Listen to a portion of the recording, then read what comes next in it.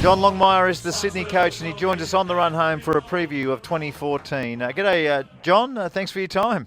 No worries, boys. How are you? Yeah, we're well. Did you get what you wanted to get out of your pre-season, John? Oh, you're never 100% happy. Oh, I'm not anyway. So we can always get better at a few things. We still need to keep getting better as the season progresses. I mean, you're never 100% happy. You're always trying to get better. Horse, but pre-seasons for Sydney, you don't really care about them. I think Ruzi set that standard very early on. No, that's not right, Ox. Well, you didn't win too many games under Ruzi pre-season-wise. Well, yeah, we won two out of three this year. Yeah. We were pretty disappointing against West Coast. We weren't happy with how we went there, but a lot of times it's not just about the win. It's it is about how you play a footy, about getting game time into your players, exposing younger players, all those things. I'm just looking at some of the players on your list, John. Kennedy, Jack, McVeigh, Franklin, Goods, O'Keefe, Hanbury, Malcheski, Tippett, Richards. They're all gun players. But with you losing Mumford, does that mean Mike Pike's almost your most important player on the list? Oh, there's no one sort of important player. I guess there's a number of them that are all important. We think we got Tommy Derricks in the free agency period. We have a draft Toby Nankervis. We think that certainly assists us in the ruck brigade. We know that Tippett can play in the ruck, so Pikey's an important player for us. But the others are important as well. I've got no doubt we'll have to use a ruck team for the whole season. You just mentioned Kurt Tippett. He's out injured, and so is Adam Goods. When do you expect those two players to be back? Well, certainly not this week, and Goodsy might be 3 weeks away, 3 or 4 weeks away. I guess we're sort of unsure about him, as well as Kurt Tippett. Kurt's running now, and he was almost at the stage of playing a few weeks ago, but didn't quite get there. We play this week, obviously, then a bye first start, second half, and then Collingwood. So we're hoping around then. We're talking about Buddy Franklin before, Horse, and we all got a surprise when you ended up at Sydney. But if you knew what you know about the Cola now, would the Buddy Franklin 9-year deal been on the table, or do you think that would have been diminished? The reality was the Cola stuff has been discussed throughout this year before we got Buddy Franklin, Ox. I mean, that was on the agenda when the working party went over to the States. There was a working party went over there with the AFL. That was front and centre of the agenda then, so it was on the agenda then. So you're well aware that was a possibility? Well, it was certainly being discussed on that trip, so, I mean, that's just what happened. So, what happens now from that, we'll have to wait and see. And to follow on from that, Kieran Jack, Hanbury, the great players are going to come out of contract soon. Is there going to be enough money to go around? Oh, well, that's the plan. I mean, we know that we've got to make sure that, like any team, we've got to make sure that we've got strong list management, and Dean Moore's been doing a good job signing the players up, and hopefully that'll continue. How about Adam Goods, John? He seems to be injured just a little bit at the moment. We're worrying about it, whether he's going to play the season out fully, maybe 20, 22 games. How will you deal with him and his fitness throughout the season, injury-wise? Well, it was sort of after at the start. We're hoping to get him right for round one. That won't be the case. Look, I think what Goodsy gives us this year is whenever he's back, it's some real quality football. We don't know when that'll be, but I'm sure when he gets back, he'll give us that quality. He doesn't have to play every game to contribute this year. We know that. We know he's a star. Last year he had 30 possessions, 3 goals against Collingwood 2 weeks before he got injured. So we're just hoping to get him back at some point. Horse, if you had all your players available, what's your forward line structure look like? I think, I don't mean to be smart, Ox, but it never happens, really. I mean, we don't think to the stage where every player on your list is available. I don't think it's really happened in my time that you have every player on your list available, and certainly we felt that last year. This year, we've still got Goods and Tippett out, so we've still got the flexibility there. If most of those players are playing, Roberts Thompson can play different roles, so can Reid. Tippett can play in the ruck, so we've got a few options, we think. So would it be Goods, Tippett, Buddy, with Reid and Lewis Roberts Thompson down back? Who knows, mate? It's hard to say. I mean, come on, Horse, you must have some idea. Well, it depends upon who's available and who we play, and it changes all the time. So Buddy wouldn't be playing back, though, would he? if I was a betting man, which I'm not, Ox, probably a fair chance he wouldn't be playing back. What about on the wing, John? I mean, a lot of people romance about Buddy Franklin just whizzing up and down the wings. Yeah, he can do that. I mean, we've seen him do that with Hawthorn, play up the ground, so he can certainly do that. I mean, Sam Reid could do that if needed be, but the reality is we'll probably see, particularly the first half of the year, more forward.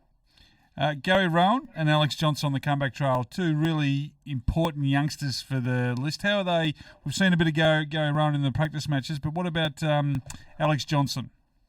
Yeah, Gary's okay. He's played through the practice game, so he's going well, which is terrific to see. Alex Johnson, hopefully, if everything goes right at training this week, may play a half this week in our reserves. So that's what we're hoping. He's had a horror run last year. So fingers crossed everything goes well for him at training this week, which would be great to see. And you lost a bit of depth last year, Horse. Obviously, you had to fit your players in. You lost some real quality, and Marco mentioned it before in Mumford, but you lost Everett and Lamb and Armstrong, and Bolton and Mattner have moved on, and Morton retiring. Would it be fair to say your depth now is a lot younger than what it was, and it's probably doesn't run as deep? Well, I think what happened last year, we've still got those players coming back from injury. Remember, a number of players missed a fair bit of footy last year, so they're coming back from injury, which is good, which adds to our depth. And those younger players that were exposed last year, those kids that played quite a number of games, Brandon Jack, Rampy, those blokes, have got a bit of senior footy under their belt. So we think our depth's okay. When we talk about game style, John, sometimes people bring up Sydney. I reckon, maybe 3 or 4 years ago there was a bit of an issue, but I love watching the Swans play at the moment. But as coach, when the coaches get together, do you guys talk about game style and where the game's headed? Generally, we've got a few more things on our agenda. We had a chat last week over in Adelaide. We had a coach association meeting then.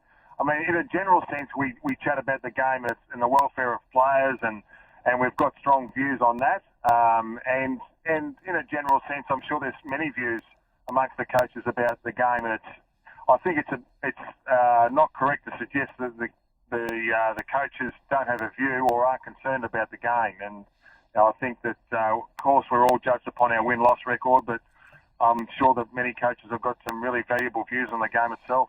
So down here in Melbourne, it's a lot spoken about these rolling mauls. Do you share that opinion? Do you see what some of the critics are talking about with the rolling mauls up and down the ground? I don't think it's as bad as what people make out. I think that I just don't think it's as bad as that. I think the game in itself is pretty good, really. I mean, the throw-ups around the grounds help that. Certainly the play, there's less stoppages. Not that stoppages are necessarily a bad thing anyway, but there's less stoppages. Free kicks are paid. I don't think it's as bad as what's made out. Horse, is Picker still looking after you? Yeah, why is that, Ox? I was just wondering, are you getting an extra 10%? It's bloody expensive to live in Sydney. That's a very good point. You need a good manager to make sure you're getting as much as you can get. You got a number of one? No, I don't actually. But hang on. How good's the reading been? Before you go any further, we're finding out more and more stuff about the whole situation, John, about how Buddy got up there. And last week, the Herald Sun had their magazine in there, and in it was the whole story about how everyone got down at Andrew Ireland's house and spoke about. I mean, it seemed like a covert operation to us, and it's great to kind of sit back and read how it all happened. Did it feel like a covert operation to you at the time? Well, what was the option? Nah, you didn't have any option. You had no option. If there was one party out of all the people to leak, Horse, who are you concerned about? Well, it didn't happen. No, I'm just saying, but obviously it's a bit of a risk going into it. No, it didn't happen. I mean, first of all, it was a reality we had to meet. I mean, that happens a lot of times amongst. But the facts are we didn't know until the end of the season whether he was our player or not. And there's a lot of water to go on the bridge. A lot of discussions take place, and some of those discussions don't end up in deals. And if every discussion that was had in AFL football was put out there, the reality is not all of them turn out. So, that's just the way it had to be. You having any at the moment? With who? With anyone. I'm discussing a few discussions with my wife and kids, Ox. No, well, that's fair enough. Hey, can I ask you about your draftees? Zach Jones, George Hewitt, Toby Nankervis, and Ali Raleigh. I think that's how you pronounce it. Ali Raleigh. Will any of those players play regular senior football, or is it a transition period for them this year? The two that are probably a bit older, one in particular, Toby Nankervis is a big, strong boy from Big Ruckman from Tasmania that we really like. He was in the All-Australian team last year. He looks really good. He'll play a few games in our reserves and find his feet and see how he goes. Zach Jones played his first game on the weekend, our first selection in the draft last year, and only played the last quarter, but he looked okay as well as a competitor. Nathan Jones' brother, and if you know the way Nathan goes about it, no surprise he's a competitor. So those two might be chances. George Hewitt had a knee operation before Christmas, and Ali had a really good pre-season and just learning the game. Last question from me, Horse. Who's going to kick more goals, Kurt or Buddy? Doesn't worry me, Ox. As long as their nose is in front at the end of the day, it doesn't worry me. Who's going to win more games for you then? Don't forget the goals. Who's going to win more games for you? Kurt or Buddy? That's not a relevant question for us. The most relevant question is how we play as a team, boys. You're a coach. You are an AFL coach. That's all I'm going to say. You've changed, Horse. You have You are an AFL coach. Come on, you blokes. Yeah, come on. Horse, thanks for your time. Good luck for the year. Thanks, boys.